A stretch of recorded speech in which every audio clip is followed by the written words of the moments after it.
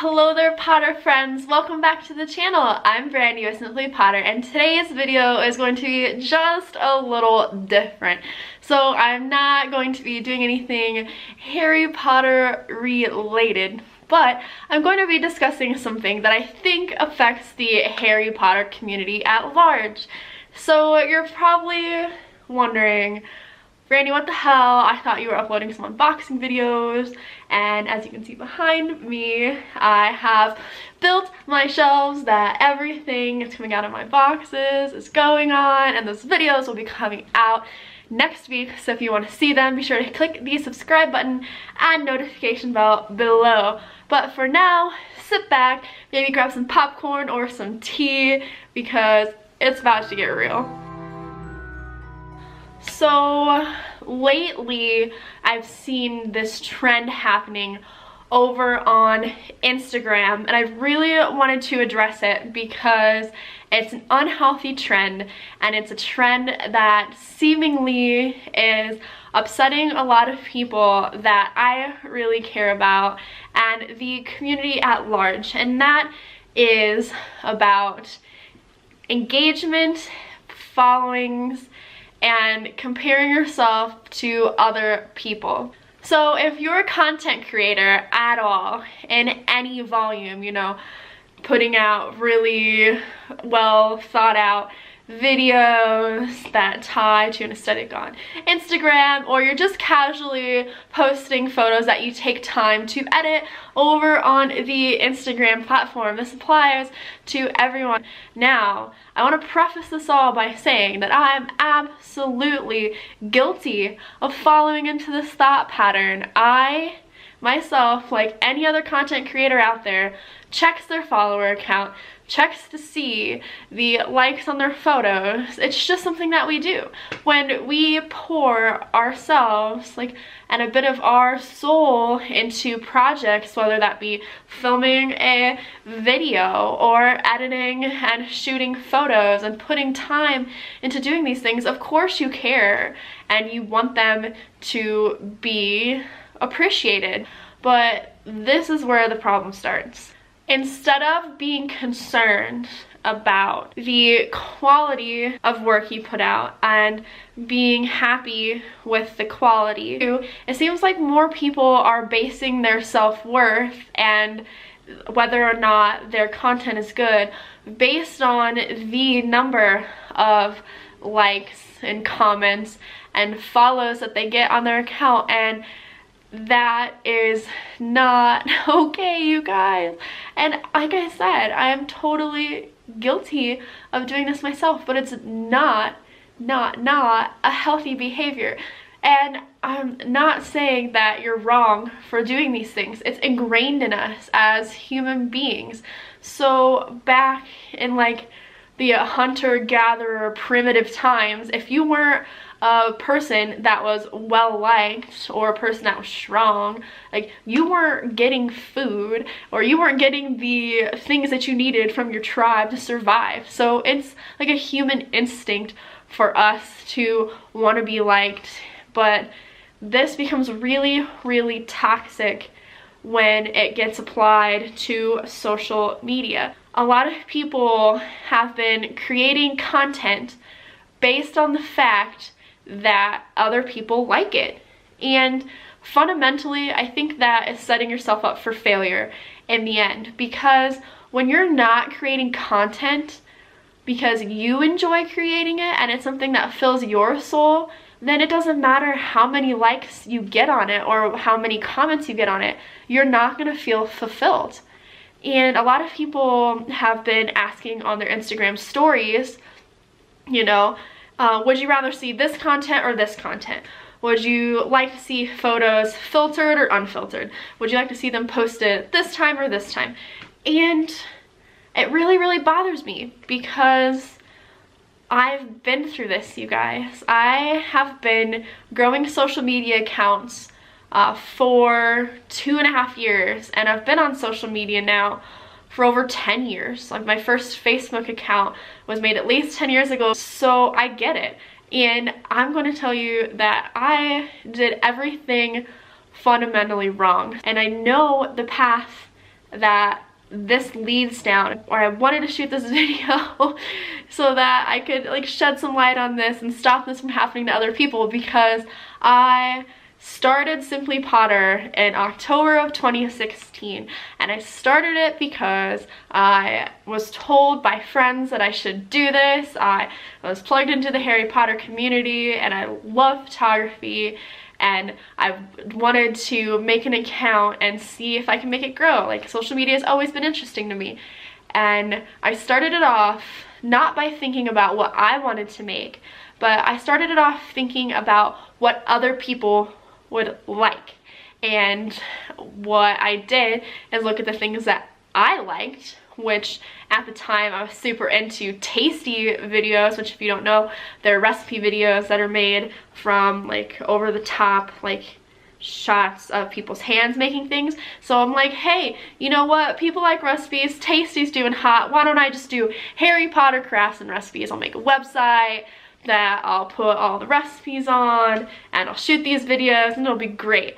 And that went on for a solid like 6 months, and let me tell you that the entire time I was making these things, I was never happy. And the entire time I was growing these accounts, there was a piece of me that felt like I was just grudging myself along to do them because they weren't things that I was passionate about. And I made the videos, sat down once a week to get them done, and it was horrible. And actually it was so horrible, in fact, that I quit doing things for Simply Potter summer of 2017. I didn't even put out a video. I still posted to the Facebook account, which is what I grew at the time, and it wasn't until I sat down and got real with myself in the fall of 2017 about where I wanted to go and what I wanted to create that I actually started enjoying what I was doing, which, you guys, that was a year. I wasted a year of time being concerned about putting things out that I thought other people would like instead of doing the things that I wanted to for myself. And I fear a lot of people are doing the same thing when they ask questions like, what filter should I use? Do you guys like these photos as opposed to these photos? You know, and it's just something I don't want to see other people go down the path of. I think as a whole and as a community, we need to get back individually to what it is that makes us tick. I mean, we all obviously love Harry Potter, and there are many, many ways we can express ourselves through that scope. And I think everyone needs to dig down and get serious about what it is that they want to create in this space, and not be concerned about making it because it's what other people want to see. Because when you're doing it for what other people want to see, I can tell you from personal experience that's not going to make you as happy as it will be if you're just making things that make you feel good. And I feel like the people, honestly, in the end, who end up getting all of the followers anyway are the people who are authentic and true to themselves anyway. It seems to be a trend lately. There are people that put things on their stories like, oh, the Instagram algorithms are hating me, you know, this and that. And we gotta stop this before it becomes like the culture. Like, we have to stop it. And another thing that I wanted to address today that we really need to stop doing is comparing ourselves to other people. And again, totally guilty of this myself. What a lot of people do is they find an account that they really like, and you know, you become invested in certain accounts, and you see these accounts grow and you see what they're doing, and it's easy to become discouraged when somebody is doing better than you are. But here's the thing that becomes really, really toxic about comparing yourselves to other people, is that we are all fundamentally very different people. Even though we're all in this community and we're all surrounded because of our interest in one thing, individually we are completely different. and somebody else might be growing because they're using different social media growth tactics. And let me tell you, I'm a Ravenclaw, and so when I started doing all of this social media stuff, you can bet your butt that I started to research a ton of different ways to grow social media accounts. And there are organic ways to grow on social media, you know, like hashtag strategies, SEO strategies. There are ways that you can engage with other people online, and there are some tactics that I don't think a lot of people know exist, like following and unfollowing people and buying likes and buying followers, that really make accounts grow quickly. And what's really, really bad is when there are accounts and people that are directly benchmarking themselves against those accounts, and like you're using completely different tactics to grow. So if you're somebody who's growing in an organic fashion and you're comparing yourself to someone who's spending money or time on buying likes or fishing for followers, then you're already at a loss and you're gonna feel down on yourself, and it can really mess with your mental health, and it can throw you off your creative game.